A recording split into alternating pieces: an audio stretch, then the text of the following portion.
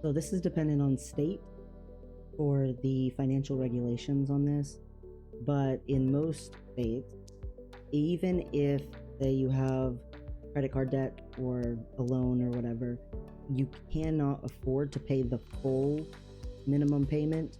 Make some sort of minimum payment. And the reason that I say this, and I have met even recently a young couple who just was not making payments at all. They were not on two of their debt, any kind of payment.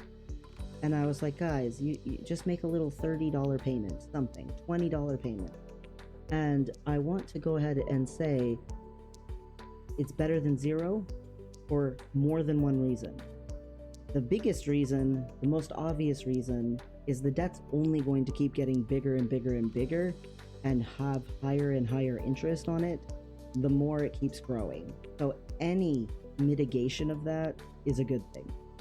But there is a reason that is maybe not as obvious if you don't know a lot about financial regulations and stuff. If you are not making any payments at all, eventually that say bank who gave you the loan or gave you the credit card can take you, and they can either take you to collections themselves or sell off your account and your debt to someone else, and they'll go after you. If you have been making some sort of basic payment, even if it's a small one, it shows that you've been attempting to make the payment, which means that you then have the right to go to court about the collections and say that you've been trying.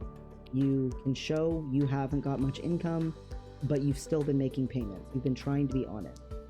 If you do that, the court has every right to throw out their attempts to take you to collections, their attempts to sell off your debt.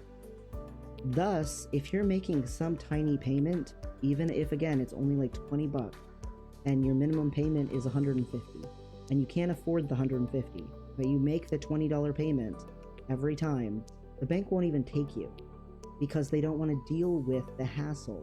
They don't want to deal with it possibly getting thrown out. They don't want to be seen as oppressive. And so to avoid that, if you're making any kind of payment at all, they can, even though it's less than the minimum, hound you about please pay the real payment, eventually maybe get rid of you, but they don't drop you as quickly and they can't come after you as easily because of that in most states. There's a loophole of financial regulation for those in debt that if you can show hardship and you can show that you were still attempting to make payments, that it shows that you were attempting to be a faithful debt repayer. And it gets looked upon favorably in most states. So if you have this debt and you, say for the last couple months, haven't paid anything toward it, that's really, really not good. Pay some small little bit. And you might be surprised at how long you can go, and you can get through whatever temporary hurdle you're going through. Maybe your spouse got hurt at work, and for the next couple of months they can't work.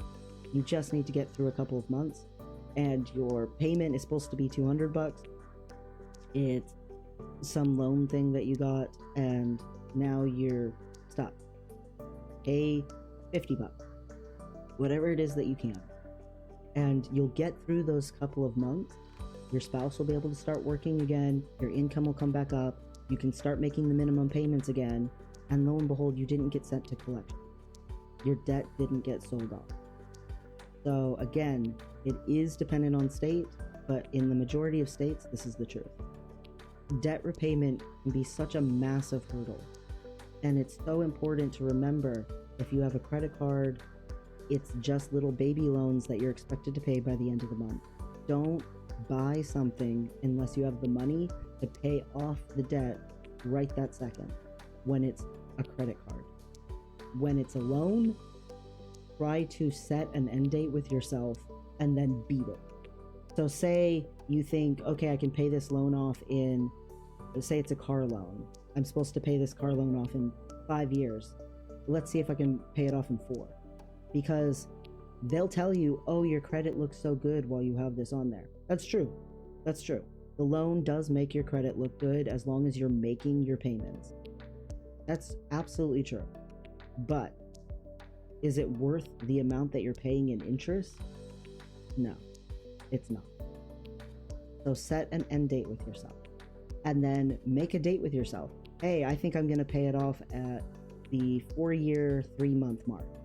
So then on the 4-year, 4-month mark, when I've got this car paid off, I'm going to take myself out to dinner because I will have the money to do so because I don't have this payment anymore. Make a date with yourself. Look forward to it.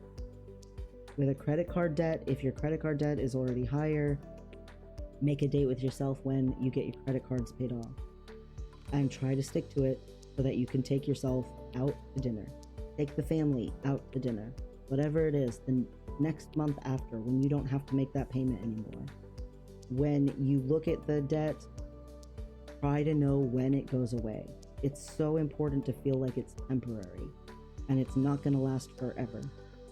Also, if you are more than $10,000 in debt with credit card debt, there are debt consolidation options that you can get that can reduce how much interest you're paying, how much you're putting in multiple different directions, and your loan can have part of it forgiven. There's federal options, there's non-federal options, there's even bank programs in some banks where they will consolidate everything into a personal loan with less interest.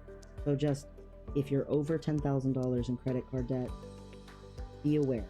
But even if you're not, even if you're just, say, $1,000 in debt, but you cannot afford the minimum payment, make part of a minimum payment, because you'll get there. Don't give up on yourself. You're gonna get there.